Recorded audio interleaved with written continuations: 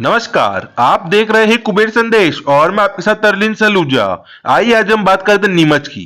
आज नीमच शहर में स्वामी विवेकानंद जी की याद में मनाया गया युवा दिवस। आपको बता दें, नीमच शहर में स्थित पीजी कॉलेज में आज स्वामी विवेकानंद जी की मूर्ति के ऊपर माला अर्पण कर सभी युवा छात्रों ने मनाया युवा दिवस। इस मौके पर नीमच भारतीय जनता पार्टी के जिला अध्यक्ष पवन पाटीदार सहित अन्य कार्यकर्तागण मौजूद थे। देखिए पूरी खबर।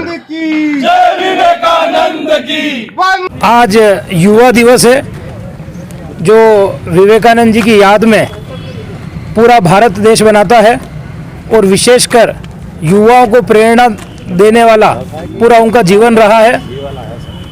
वो ऐसे संत पुरुष थे जिन्हें जब उनकी एक घटना है जिसको सभी लोग उनको याद करते हुए उस घटना को याद करते हैं कि जब शिकागो में एक धर्म सम्मेलन हुआ, उस धर्म सम्मेलन में कई प्रकार के अलग अलग देशों के धार्मिक संत आए और सबने अपना अपना विषय रखना, ऐसा करके सबको समय मिला। परंतु भारत देश को उस प्रकार से और उस नज़रिए से, उस दृष्टि से नहीं देखा जाता था। इसलिए उस समय पर जब इस प्रकार की बात हुई तो कहा गया कि भाई नीमच के संत को, मतलब भारत के धार्मिक संत को समय दिया जाएगा, परंतु उनको 1 मिनट 2 मिनट में उनकी बात को समाप्त करना है। पर जब सम्मानीय स्वर्गीय हम सबके को प्रेरणा देने वाले, सदैव हमारे मनों में अमर रहने वाले विवेकानंद जी को अवसर मिला और जब उनने बोलना चालू किया और उनने शून्य में पूरे ब्रह्मांड का जब वर्णन किया, तो उनने बोलना चालू किया और लोगों ने, दूसरे साधु संतों, किसी का इंतजार नहीं और सतत उनको सुनने के लिए इस प्रकार का वातावरण बन गया कि जैसे और किसी को इंतजार ही नहीं था और सिर्फ विवेकानंद जी के ही इंतजार में वो पूरा समुदाय उस सम्मेलन में आया हुआ था।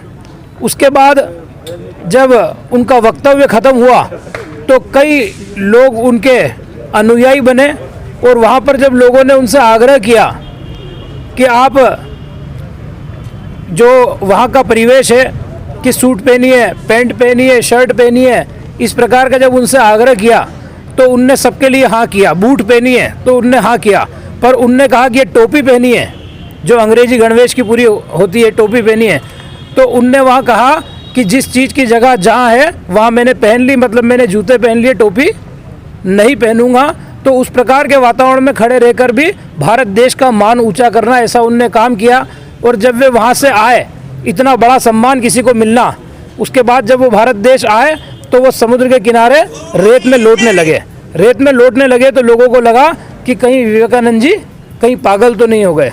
लेकिन वो उनका देश प्रेम था, इस मिट्टी के लिए प्रेम था कि बहुत लंबे समय तक वो इस मिट्टी से दूर थे, तो आकर वो लोटपोट होने लगे। इस प्रकार की देशभक्ति विवेकानंद जी में थी और कई उनके प्रेरणा देने जैसे विषय हैं। एक बार एक विदेशी महिला ने उनसे कहा कि मैं आपसे शादी करना चाहती हूँ, मैं आपसे विवाह करना चाहती हूँ, I want to marry you. और उनने कहा भाई आप ऐसा क्यों चाहती हैं? तो विवेकानंद जी को उनने कहा मैं ऐसा इसलिए चाहती हूँ कि ताकि मेरे जो बच्चे हों वो आपके जैसे हों।